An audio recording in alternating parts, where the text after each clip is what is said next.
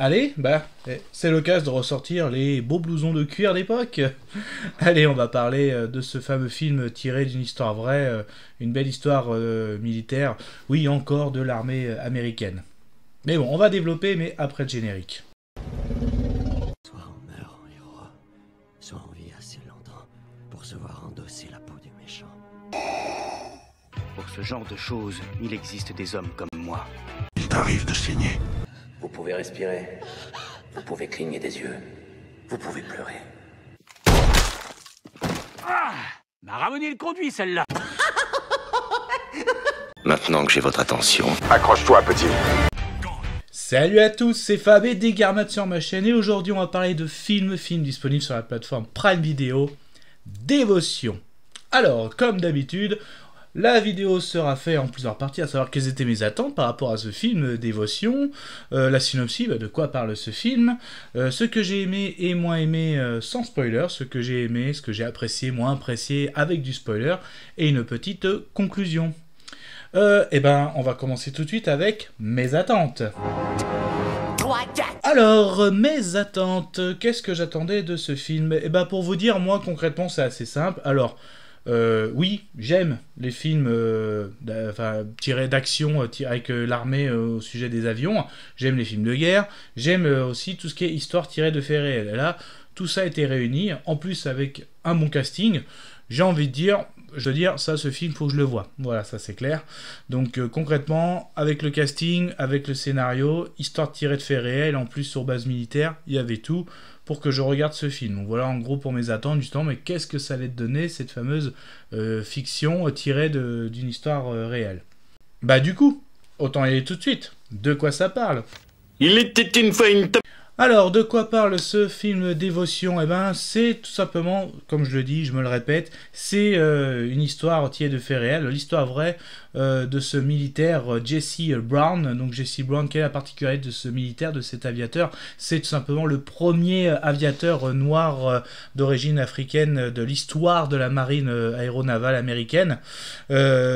Certes, on va suivre son histoire, ça, on va dire, je vais pas dire sa carrière, mais en tout cas, ses actions qu'il a menées au sein de l'armée américaine, de l'aviation américaine, notamment avec un ami avec qui, on va dire, alors c'est pas un copilote parce qu'ils sont pas dans le même avion, mais on va dire son collègue de chasse, j'ai envie de dire, voilà, donc Tom Hunter.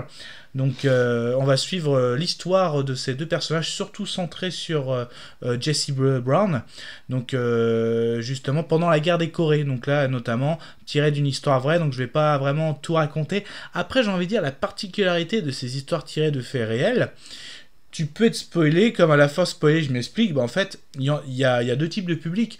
Il y a ceux qui vont le voir, ils connaissent pas du tout, ils vont découvrir un film, voire même une histoire tirée de faits réels, et il y en a qui connaissent l'histoire, qui ont peut-être même vu des livres, et justement, on va voir comment ça a été adapté, donc c'est pour ça. Mais en gros, si je veux pas aller trop loin au niveau de la synopsis, on va suivre, voilà, l'histoire de ce premier pilote de la marine américaine noir pendant... La guerre de Corée. Voilà, en gros, je vais pas aller trop loin. Je vais pas aller trop loin, mais quand même, on va continuer à développer, on va dire qu'est-ce que j'ai aimé, qu'est-ce que j'ai moins aimé. C'était chouette. Ah, ça craint. Ah, immonde. Je t'aime plus que 3 fois 1000. Alors, ce que j'ai apprécié, ce que j'ai un peu moins apprécié durant ce film, j'allais dire ce que j'ai aimé, ce que j'ai moins apprécié durant ce film. Déjà, ce qui m'avait attiré aussi, c'était le casting. Je pense qu'en ce début d'année, Monsieur Jonathan Major est vraiment... Mais il est partout, donc que ce soit dans le MCU, donc il a fait ses débuts dans le MCU en tant que Kang, le Conquérant, donc le super grand méchant, nouveau grand méchant du MCU. Là, il est à l'affiche aussi Creed 3, donc, et puis là, en plus, on le voit aussi dans ce fameux film Dévotion. Donc là, très bankable, j'ai envie de dire.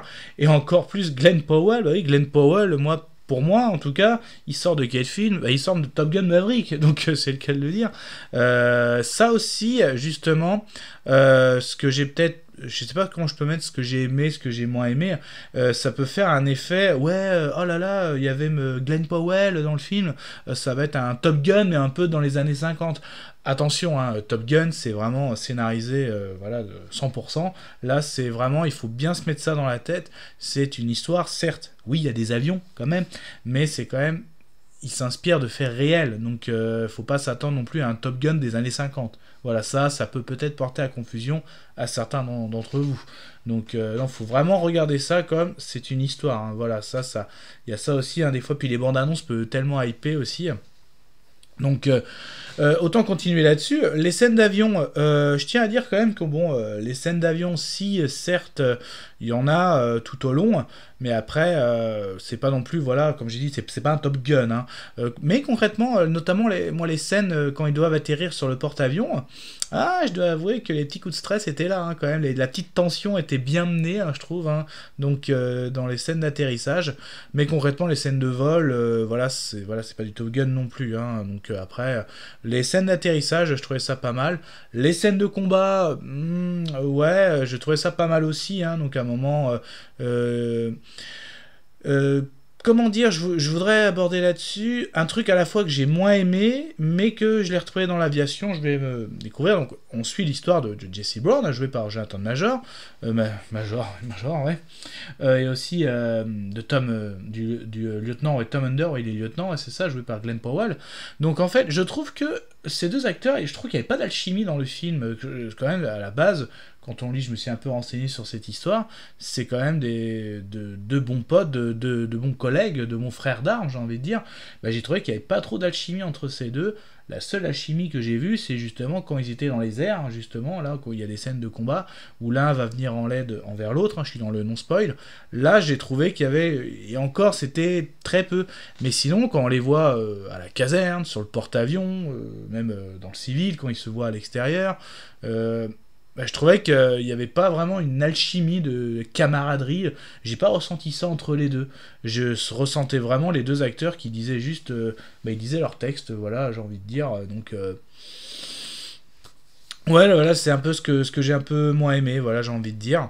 Donc, en gros, ce que j'ai bien aimé aussi, cette histoire était, ma foi, très intéressante. J'ai trouvé ça aussi vraiment pas mal, hein, le fait de l'après-guerre. Donc, je rappelle, ça s'est passé dans les années 50, donc on est à 5 ans après la Deuxième Guerre mondiale.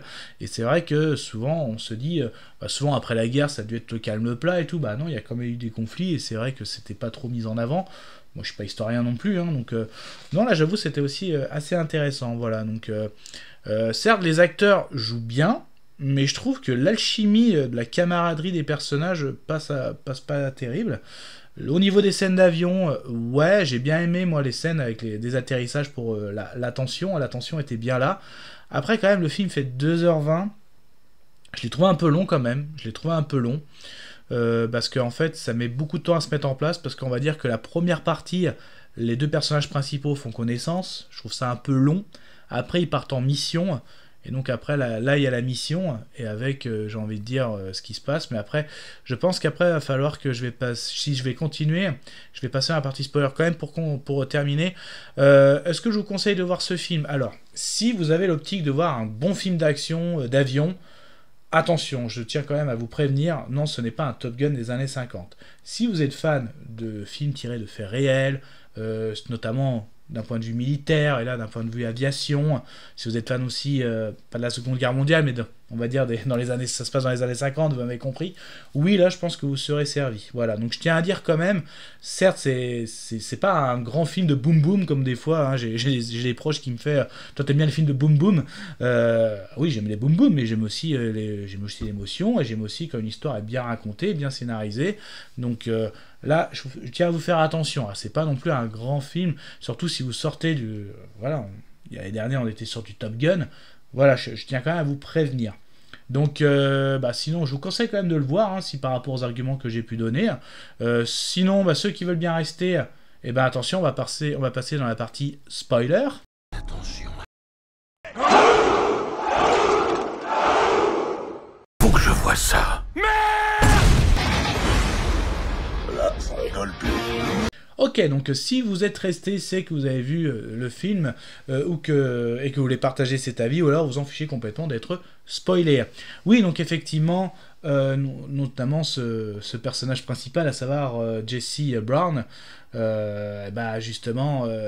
et oui, il va mourir, il meurt à la fin du film, justement, une de ses dernières batailles, justement, il a eu un petit problème, hein, il a eu une petite fuite d'huile, et il a dû faire il s'est écrasé en urgence et il s'est retrouvé coincé même dans son avion. Et là justement, certes, le geste qui est très très beau, hein, donc justement son fameux collègue, hein, justement fait exprès aussi de se cratcher. Enfin, en gros, il se pose en catastrophe. J'ai bien aimé aussi la procédure, ça va, faut larguer les missiles d'abord, après faut larguer des réservoirs et tout, ça c'était pas mal. Il a tout fait, hein, il est resté avec lui des heures et des heures, mais voilà, il est resté coincé, et puis il a même après succombé à ses blessures. Donc, mais après, voilà, même là, j'ai pas trouvé la camaraderie, j'ai pas trouvé d'émotion, même la mort de Jesse Brown, pas trop d'émotion non plus. Ce qui est mis en avant aussi, c'était justement, comme c'est le premier pilote d'origine africaine, donc le pilote noir, hein, j'ai envie de dire, de couleur de peau, je parle.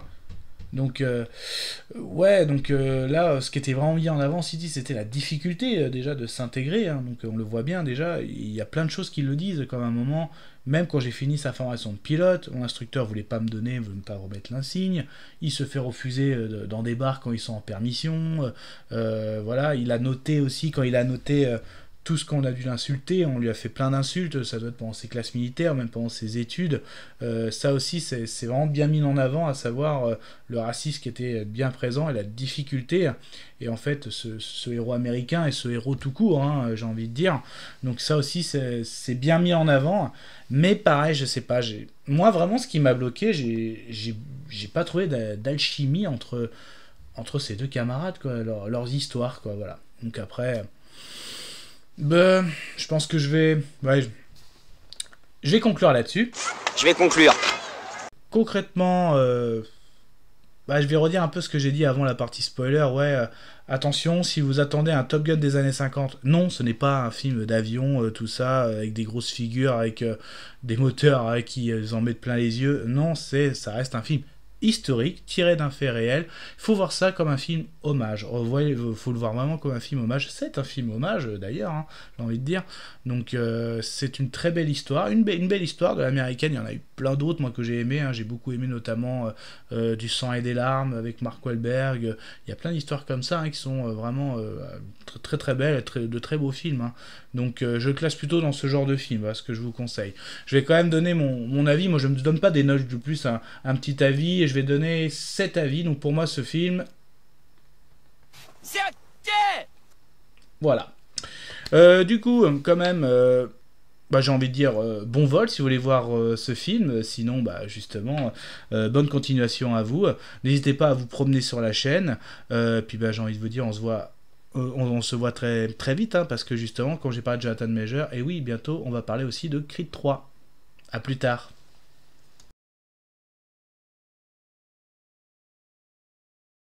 Au revoir.